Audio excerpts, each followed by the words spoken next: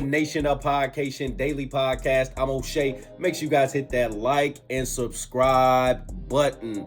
Hip-hop superstar and former Dipset member Juelz Santana talks about how he met Cameron, getting his start in rapping. Now, as we all know, it's been all types of stuff going on with the Dipset. You got Jim Jones and Cameron beefing over some stuff that happened 15 years ago just because 50 Cent is stirring the pot once again. Crazy enough, they fell for the okie doke again. They fell for it back in 07 and they fell for it in 2025. My man, folks just don't grow. So, as we all know, 50 Cent brought out Jim Jones on stage back in 07 when Cameron and 50 Cent were having this issue, so it looked like some loyalty issues there. Apparently, this problem has just lingered over their heads all this time, even though they have allegedly squashed it and got past it. When 50 Cent was on the It Is What It Is podcast, they brought it up again. They was making jokes about it, making light of it, kind of dissing Jim Jones. Jim Jones did his other podcast. He starts talking about he wasn't about to let Cameron's antics mess up the bag. Cameron goes off on Jim Jones, saying that they weren't really friends. They just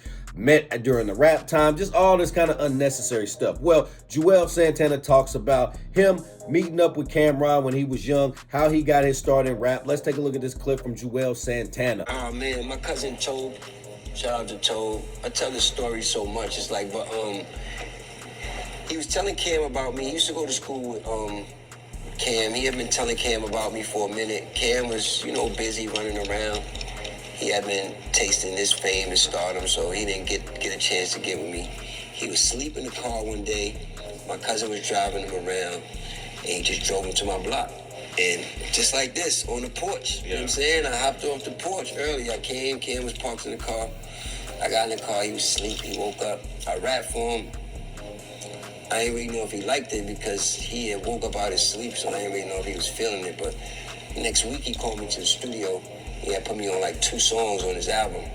And then, he was still going through a rough time though. He wasn't in the best situation, like as far as label and deal wise.